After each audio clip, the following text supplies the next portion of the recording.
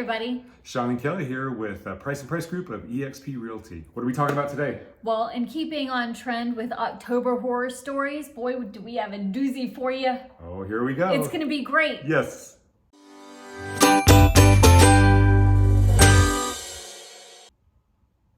Okay, you ready for this? I know I'm ready for this. All right, so this is a seller horror story. It's going to have... So it started back in June of 2021. Oh my gosh. When this amazing... This sounds like it's going to be very detailed and scary. It is, so we better speed it up. And we should use a PowerPoint. Okay, let's do it. All right, sweet. Okay, here we go. All right. Okay, so we have a seller situation that came up. Yes. This is going to be, there are going to be a lot of lessons that were exhibited in this transaction. So we're going to go through and we're going to explain each one of these. Yeah, so the PowerPoints, it's all the details are going to take place just on one screen. You'll be able to easily pause, soak in what we've said, the brilliance of it, like let it really marinate with your soul and especially brain. if I'm speaking. And then move on. If something's boring, then move on to the next lesson. But really, this is fraught with a lot of hard-earned. Yes. Fantastic seller. It was great. Okay. Okay. All right, here we go. So you're going to read the PowerPoint. Starting in June of 2021, June 28th, yep. This amazing client of ours bought his home we're in Northern Virginia for $1.86 million. Yep. Okay, let's talk about the lesson one here. Okay, so lesson one. Doesn't even sound like we've gotten far enough for that, but we have. Lesson one, capital gains.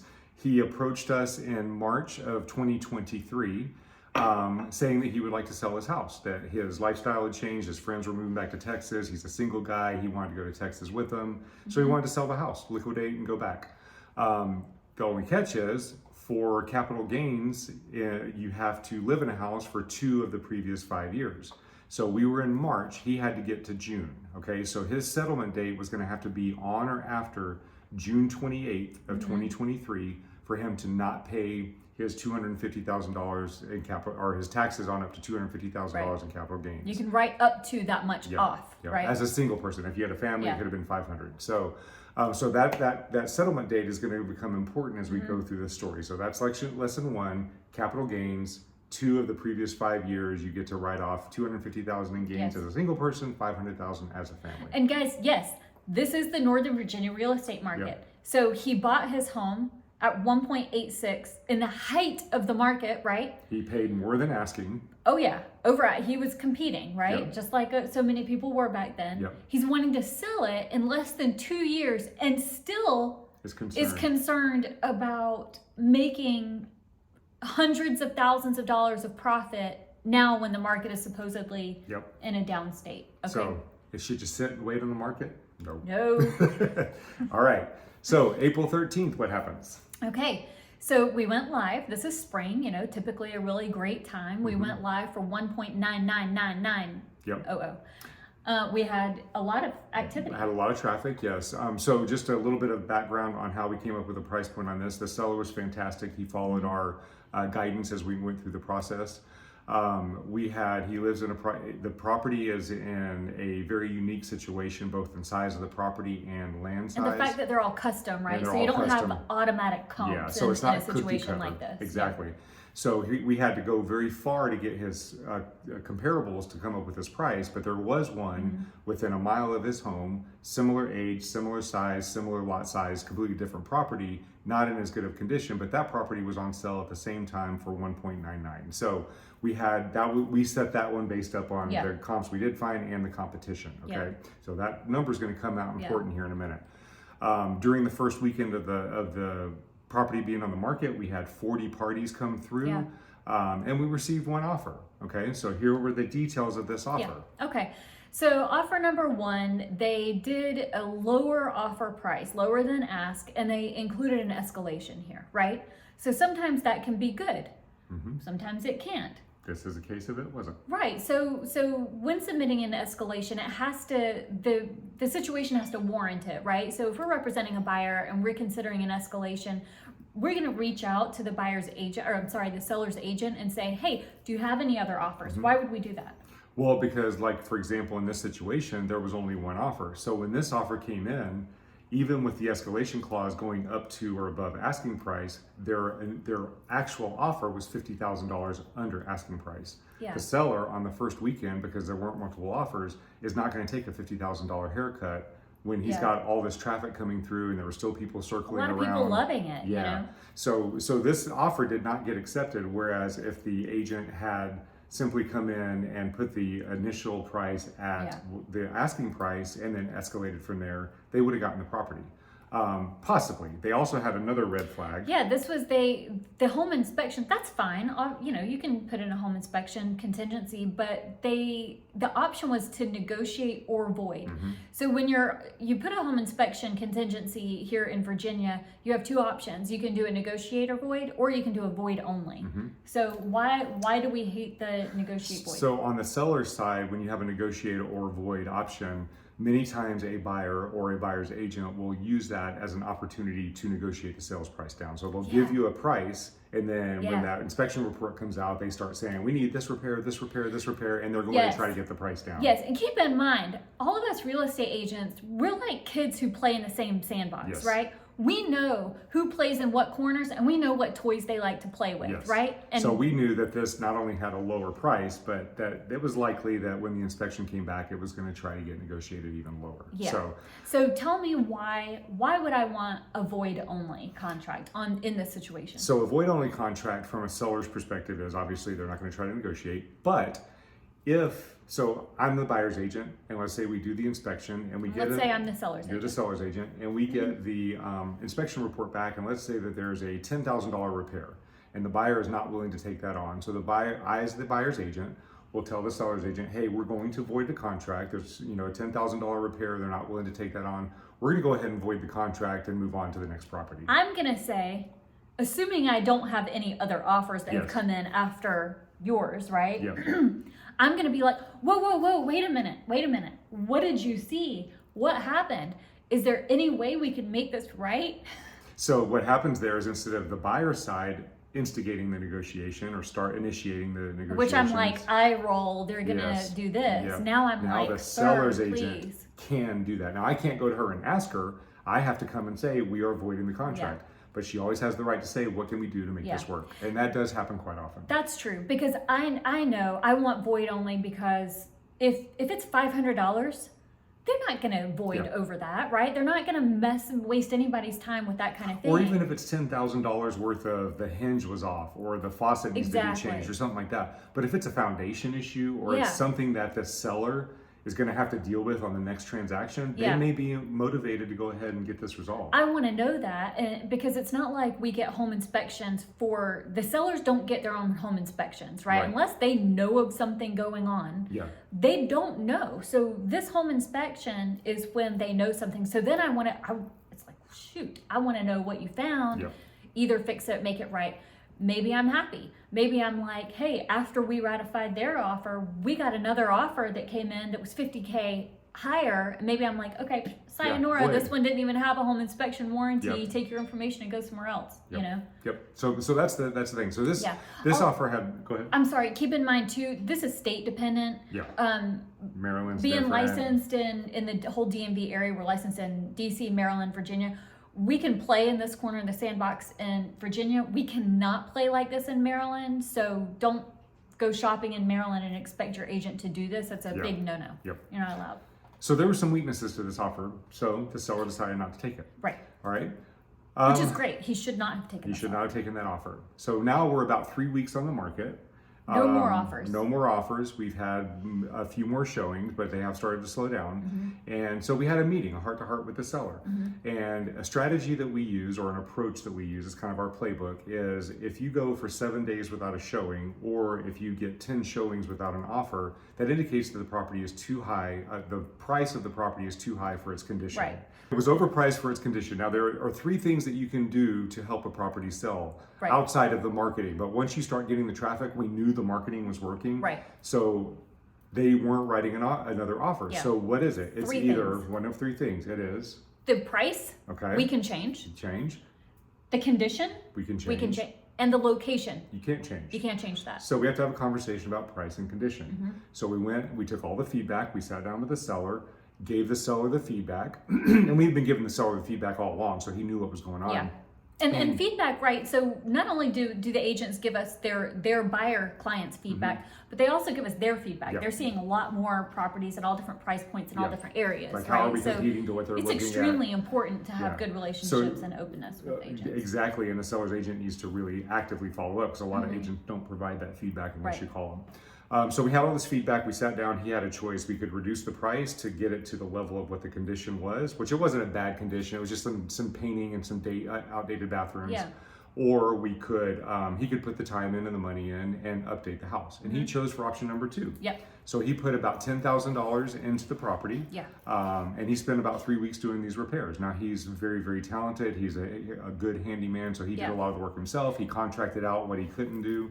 And so it was all done very, very well. He updated the bathrooms and the kitchen. And let's make a point, okay? Because this is hard for some people to get past. And I've had difficulties with it myself occasionally. Yeah. When you're trying to sell something, your house, sometimes you have to make changes that you don't like. Yes. You're changing it for as boring, as lame, as unspecial. You want to make it appeal to as many people as possible. Exactly. So, and I'm only using those words because it's like, why would they want blank? Yeah. Why would they want? It Doesn't doesn't matter. When you want to sell it, you give them what they want. Okay. And, so he did that. He did seller exactly was fantastic. that. So he did that. During this time, we have a buyer that's calling us. During this 3 weeks while he's off the market and he's doing these repairs, we have a buyer calling us. Hey, when's it coming on the market? When's it coming on the market? When's it coming on the market? Yeah. So we got to where we were one day before going on the market, and this buyer did not want it to go back on the market. He had seen it when it was previous, and we told him what was being done to it, but he did not want it to go back on the market. So one day before we went back on the market, we received another offer. This offer was for $2.015 million. So he went from 1.95 to 2.015. So he went $65,000 higher for a $10,000 investment. Just from having seen it before and being told what changes. Like, for example, the natural wood kitchen cabinets were being refinished in white, things like that. Just that is what made him make this offer. Yeah. So this offer was all cash. Ta-tong, it's beautiful, What? so everybody thinks. No finance contingency and no appraisal because it's cash, there's no lender. 14-day settlement, $30,000 earnest money deposit. This was a little bit low for that price point. Usually you want to be about 3 to 5% of the sales price, so they should have been closer to $60,000, but everything else was very 2 weeks, favorable. Cash, fine. Home inspection, 7 days, void only. Right, we talked about that, we like that. Seller had no issue with that. He wanted to sell them a great property, so he accepted the offer with one caveat. This 14-day settlement, we're at 6.2. That puts him at 6.16, which is too early for 6.28. Right. So we had to do, the buyers offered and the seller accepted what's called a pre-settlement occupancy. Yes. Okay. And the reason they did that is because these buyers, they had to be, the reason they had been following up so frequently was because they knew that they had a hard deadline that they had to be into their new place by June 16th. Yes, their leases were running out on their properties, and this was a multi-generational family. Yeah, so they had grandparents and they had buyers and kids. Everybody they had to get moved. And this is completely normal in our area. This is why we have so many huge houses here, is we have a lot of different cultures and there are a lot of multi-generational families here. It's really a beautiful thing. So we ratified the contract on 6/2. Offer ratified with the pre-settlement occupancy and settlement date on 6/29, which meant what they needed for the 2 years capital gains. Everybody's so happy. Everybody is excited. 6/16, the buyers move in with their family and the extended family. They move all their stuff in. They're buying furniture for the property. They're doing custom furniture for this property. Yes. Also, what else did they move in? Oh, yes. Their dogs that were pets. not allowed. Yes. So the reason we know about the dogs is on 6/23, we received a request for a leaking air conditioner on the top floor. The seller still owned the property, so he was responsible for the repair. So he went in, took a contractor, went in, did the repair, repaired the sheetrock. When he came out, he reported to us that not only did they have one dog, they had 2 dogs. The dogs were using the bathroom in the house. There was paraphernalia throughout the house. The house was not clean, and this seller was very meticulous. He did all the work himself. He did all the cleaning himself. He was very, he there calls was some himself damage. obsessive compulsive with that. There was some damaged drywall. Yeah, there were issues that were happening, so he was not happy. So lesson number 4 is there are a lot of risks in pre-settlement occupancies. We Similar to a rental, like when you have a rental, if you have an investment property, you know what you're getting into when you're renting it out to tenants, right? And it's similar. Yeah. Okay. So pre-settlement occupancy risks, you have to understand those because you as the seller get to make the final decision. Yeah. I mean, that's what and it comes you down do get to. security deposits. Yeah. And there's protections. And you would get pet deposits if you knew the pets were there, which that also came to play. Yes. Here in the next chapter of this, we'll talk about that. So settlement day comes, June 29th. I go and I meet with the seller. We sign all the documents. We walk out. We see the buyer's agent coming in. We shake hands, high five. It's great. Congratulations. Smooth transaction. Blah, blah, blah. We leave. Sean gets home. Everybody signed. We have the signed paperwork. Yes, the buyers have signed as well. I'm about to submit it to our broker. Yes. We're pouring a shot for our little toast. Yes. And then at 5:03 p.m. I get an email. Give my glass back to Kelly. She pours it back in the bottle. Put the Casamigos back on the shelf. So apparently the buyer had initiated the wire funds transfer, but it just had not arrived at title yet. Okay. So that's okay. We'll figure it out. Things happen. You know, we all stay calm. We always stay calm in these situations. So the next day we get up and we are talking to title. Title doesn't know what's going on. The buyer has initiated the transfer. He's like this ended up not being a normal it happens. Yeah, this was kind of like a what's going on here? Yeah. So we did an addendum on Friday, or whatever day this was, on the 30th. The buyer, we knew that he was acting in good faith because he agreed to, number 1, pay the seller's mortgage because now his mortgage payment had just come due. Right, so that's a $10,000 mortgage. Yeah. So he paid the seller's mortgage so he could stay in the house because right now he's in default. He's lost his earnest money deposit. Right, he so did not go settle. back, that $30,000 EMD. Yes, right here. Earnest money deposit. Okay, so that is the funds, the deposit a buyer puts on a property. It will be deducted from the funds due at settlement, but if there are some bull bleeps going on, if some he defaults, bull basically. bleeperies, then he loses that money. The seller gets to keep it all, right? Yep. So what Sean is saying is not only did he lose that already effectively, the $30K, he's also coming out of pocket for $10K for the seller's next mortgage payment, which he would not have had to pay, and then has agreed to a $20K additional EMD, right? To buy himself 2 weeks until for 7/17. only 2 weeks. And in that addendum, he's issued an automatic release of all of these funds if he does not settle in this next 2 weeks. So we didn't think there was a whole lot of any kind of bull bleep going on because that's $50K, It's right? just something weird happening with the money. And the way that a wire transfer works is when the wire transfer is released from one financial institution on the way to the next one, if it's over $10,000, it goes to the Federal Reserve. It goes somewhere. It goes to the feds, and they basically scrub it. They want to make sure there's no terrorist links, there's nothing illegal going on, no IRS debt or anything like that. So there's a whole lot of fraud that goes on in mortgage and in real estate, so there are a whole lot of protections, and that's what. So this basically got held at that location. Right. Okay. So he enters in, get another $20,000. On 7/17, the funds still are not there. On 7/20, the buyer says, I'm not going to be able to get these funds. He still hasn't disclosed what happened there, but he went ahead and voided the contract. The seller received the entire $50,000. The buyers had to move all of their people out. They had to pay an additional $3,000 in repairs because of the condition of the home. They had to return it to pre-occupancy condition. Can we just take a moment for all of us to pray in our hearts for this man? Because not only did he have all of this stress going on, but he's out of pocket at least this much, 53K, 63? Yeah. And he's got a wife who's freaking out. Who's probably, I mean, I can't even imagine. Not only that, I said multi-generational. Children and his mother-in-law. Yes, it was his wife's parents. Is moving with them in this whole situation. And I'm just like, oh my God, will you please bless this poor man's heart? Because I don't know too many people that could hold up in that kind of situation. I know I wouldn't. So yes, it was a bad situation. The buyer, hopefully everything works out for them in the long run. They did end up moving out of the house. We were off the market for an additional 10 days while the seller went in and did all these repairs and hired the contractors to do what needed to be done.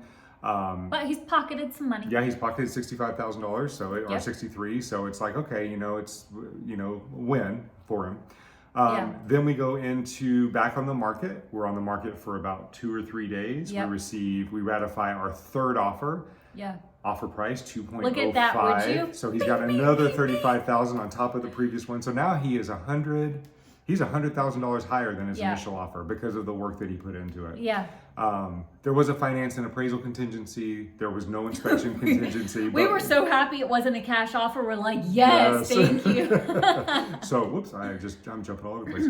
So basically, everything was good on that. Now, here's the catch that happened now. Yeah. Go back to... We're talking about appraisals, right? Yes. Okay, and how an appraisal price valuation is a snapshot, right? Yes. It's a picture of It's a moment in time. Yep. Okay, so explain that. So on April 13th, we told you we had to pull these properties that were from far away, and we had that one that was a direct comp that was real close.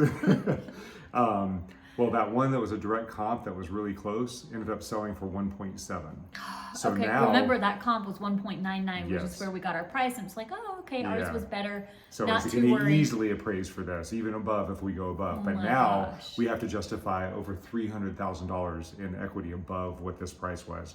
So that came into the appraisal package, which we do for all of our sellers. We put very specific information in there. Yes. We provide the appraiser with properties that we feel support the price, and then we make reasonable. Right. We point out the things that aren't necessarily readily visible Yes. to the appraiser who's going in there. It's there however many houses a day. Yep. We're not allowed to have a conversation with an appraiser, and nor is the lender, right? Yep. They're not allowed to do that, which is great. It's a very hands-off, there's It's a word objective. for that. It makes it third-party objective. Yeah. But an appraisal package is huge, and a lot of appraisers really, really appreciate it. Not all sellers agents do that. And so Sean will always ask, if we're representing the buyer, we'll always ask the seller's agent, hey, do you have the appraisal package ready for the appraiser? If they say, oh, no, we're not going to do that. We're not, some of them say, we're not allowed. And it's like, okay, well, we'll make one, and we'll make sure it's there. But that appraisal package is very It's important. huge. It's really huge. Because as you know, the appraiser determines what the value of the property is, which is what the lender will lend on. So if the borrower is getting 20%, they're going to get 20% of either the appraised value or the sales price, whichever is lower. Yeah. So the deal could have fallen apart with a low appraisal. Luckily, we appraised at value. We were able to support the price, and everything closed. And and another note on sales price and appraisal price, I mean, it's kind of similar, right? Is a lot of times in this market, people, they don't want to pay these prices, but what they don't understand, this is a caveat, right, or a side note, is that setting the new market price. So I mean, I'm not saying anyone should be excited to overpay for anything, but certainly be excited to go in and be like, look, not. That's a really good point, because he overpaid here, and now he just set the sold. bar. He set the bar. And then he just sold here, almost $200,000 in profit in a year. So all these houses around him, they're like, oh, thank you. Yes. So happy ending. Took a long time. It was a 4-month process. Like, this was filled with horror stories. Yes, it was filled with horror stories, but we did end up with a happy ending. We ended up with a ton of lessons, so hopefully you guys have picked up on that. I'm so thankful our seller was a single guy with no kids and no job that he had to be at a certain time for. I mean, there were so many little small blessings in the mess of all of this. Yes, it was absolutely. It was good. Hey, I like how you did black and orange. Thank you, Halloween. That's. Did you think about that? So this is our second time doing this, so I'm about to say, you just noticed that? Of course, now she's going to say, why is it our second time? Because we went through this whole thing. Second time, Sean? Because we went through this whole thing, and I realized I didn't record the screen that had the PowerPoint on it. But wait, we shouldn't have told anyone. This is your second time, and you've. The first time was up like this. The first time was a lot longer, by the way, so we got much more it? efficient. Yeah, we were about 15 minutes longer. I think it probably lost a lot of my pizzazz. Yeah, you got kind of tired, huh? We're doing this. I'm about to get tired watching your market report. Okay, yes, okay. So now Tatiana is not with us this week. She's unavailable. We will pick back up with her next week. Miss you, Tatiana. Yep, same. No, so don't kiss her. Don't kiss her. So now that we're finished with this, we're going to go ahead and go straight into the market report. So bear with me as I pull this up. All right, so this is our weekly market report. And typically what you'll see, the screen looks a little bit different because you're actually seeing my Excel spreadsheet. Typically all you see is this. But I've been talking over the last 14 days about how there's been an opportunity for buyers because we've been in a bit of a buyer's market. And I've been telling you that we didn't know how long that was going to last. And it looks like that's coming to an end. And I'll tell you why in just a second. As always, our orange line is our buyer activity. Our blue line is our inventory. And over the last several weeks, we've had more inventory than we've had buyer activity, which has put us into a buyer's market, which does not mean that prices were coming down. It just means that buyers were able to get an opportunity to put an offer in a property and maybe get it at the asking price without competition, or maybe only compete against an offer or two. Yeah. And we did see some price cuts for properties that were overpriced. We saw some of that happening in the last couple of weeks. They weren't market values coming down, it was just sales prices coming down. But over the last few days, for example, we have a listing that's been on the market for now about 16 days. Yeah. Just today alone, we've received 4 requests for showings and we've received 3 offers on this property. Yeah, and it's an amazing property. All Yeah. feedback has been great. And so it's kind of like, wow, I can't believe it's been sitting here for this long. And then suddenly today. And suddenly, yeah. So the market activity is picking back up. So we are moving back towards that seller's market. So it's really important that you keep watching each week to see what's going on, because with the interest rates, the market's doing some weird things.